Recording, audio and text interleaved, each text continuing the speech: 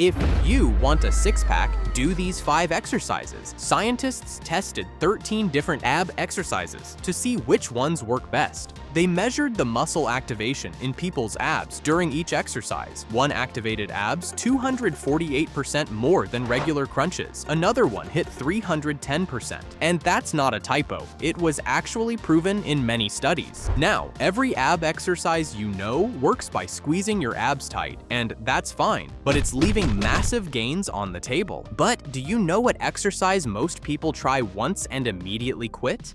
The one that feels too hard. So they go back to crunches and wonder why their abs never show up. But what they don't know, that same exercise is the reason professional athletes and fitness models have abs that look like they're Greek gods. This exercise didn't just beat the others, it activated abs beyond what your body can physically do when you try your hardest. The numbers went past 100%, all the way to 145%. And remember, I mentioned that there is an exercise that can activate up to 310%. Now, that's not supposed to be possible, but it happens. Look, when you do a crunch, you curl forward, your abs squeeze together, and they get smaller and tighter. Now, this exercise does the opposite. Your abs stretch out long while they're working hard. It's like this. You can make a fist and squeeze it tight, or you can hold a heavy bag with your arms stretched out straight. Which one is harder? Same thing with your abs. Working them while stretched out builds more muscle than working them while squeezed together. And that's proven science. Now, the exercise I'm talking about is ab wheel rollout. Before you say, "I tried that and my back hurt," stop. You did it wrong. Almost everyone does. So let me show you how to actually do it. Get on your knees. Put the wheel right under your shoulders. Tighten your stomach hard like someone's about to punch you. Then roll the wheel forward with straight arms. Keep your back flat, not bent, not curved. Flat. Roll forward only as far as you can keep that flat back. When your back starts to bend, stop.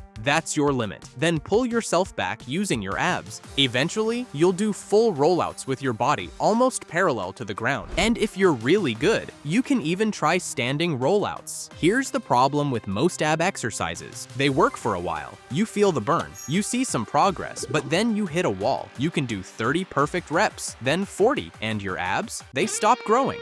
Research from Renaissance Periodization and the National Strength and Conditioning Association confirms this. Once you pass 20 to 30 reps of anything, you're not building muscle anymore. You're just building endurance. Your abs adapt, they plateau, and nothing changes. But there's one exercise that solves this problem completely. You can keep adding weight to it. 5 pounds this week, 5 more next week. Your abs never adapt because the resistance keeps increasing. That's the power of weighted cable crunch. But this isn't like floor crunches where you're just moving your body weight. The cable creates constant tension through the entire movement, from the first inch to the last. Put a rope on the high cable at the gym. Kneel down on the ground facing the machine. Not too close, about 2 to 3 feet away works. Grab the rope and bring it down next to your head. Now, here's the most important part. Your hips need to stay up and they need to stay still. What does that mean? Don't sit back on your butt. Keep your hips forward, like you're kneeling tall, and they stay locked in that position for the entire set. They don't move at all. Now, bring your chest down toward your hips by bending your spine, not your hips. Drive your elbows down toward your knees and your upper back rounds. Hold at the bottom for 1 to 2 seconds. Squeeze your abs hard and come back up controlled. Don't just let the weight pull you back. Here's what you need to remember. Your arms are just holding the rope in place. They're not doing the work. If you're pulling with your arms, you're doing it wrong.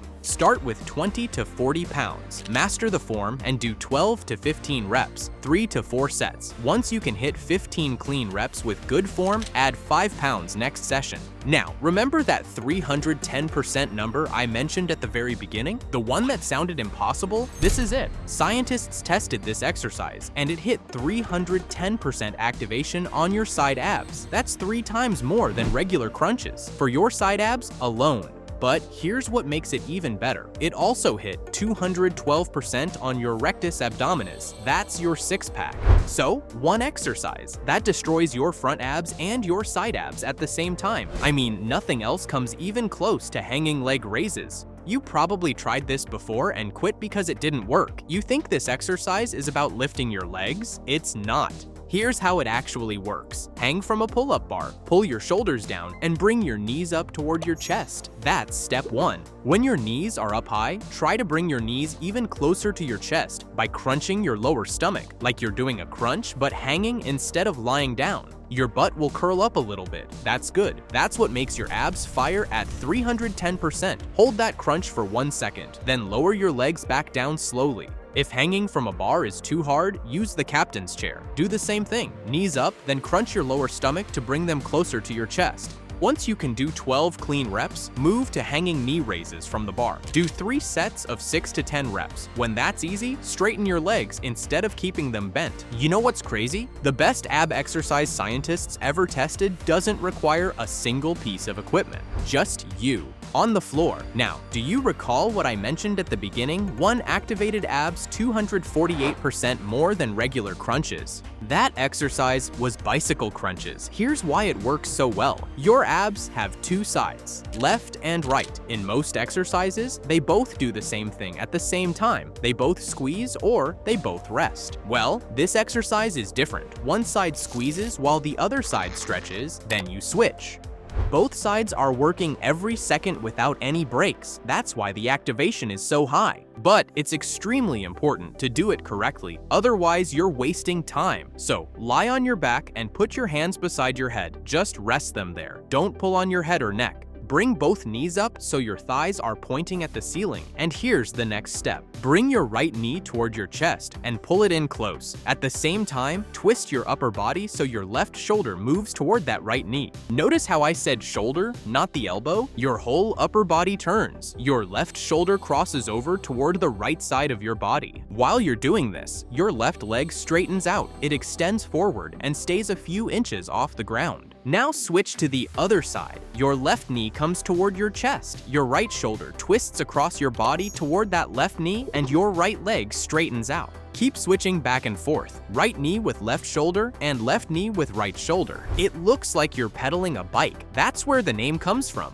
But the key is the twist. Your upper body has to rotate with each rep. Without it, everything else is pointless. Now, the questions. How fast should you go? And how many should you do? Go slow. Take 2 to 3 seconds for each side, and don't rush through this. One more critical thing. Your shoulders stay lifted off the ground the entire time. They never touch down between reps. Start with 10 to 15 reps on each side. Do 3 sets like that and rest for 1 minute between sets. When that gets easy, make it harder by going slower. Take 4 seconds per rep. There's a problem with your abs you probably haven't noticed yet. Stand up right now and look down at your stomach. See how the top part of your abs shows definition first? Maybe you can see the top 2 rows, but below your belly button, nothing. That's not random. That's biomechanics. Every crunch you do works from top to bottom, and every plank you hold hits your entire core evenly, but your lower abs barely get targeted directly. Until now. Decline bench reverse crunch. Here's how to do it, and I'll explain every step clearly. First, you need a decline bench. That's a bench that's angled so one end is higher than the other. Set it so there's a 30 to 45 degree angle. Lie down on the bench with your head at the high end. Reach back and grab the handles or the edge of the bench behind your head. Hold on tight because you need to anchor yourselves. Now bend your knees and lift your feet off the bench so your knees are bent and your thighs are pointing up toward the ceiling. Your feet should be off the bench, hovering in the air. Now, you're going to lift your butt off the bench, not your legs, your butt.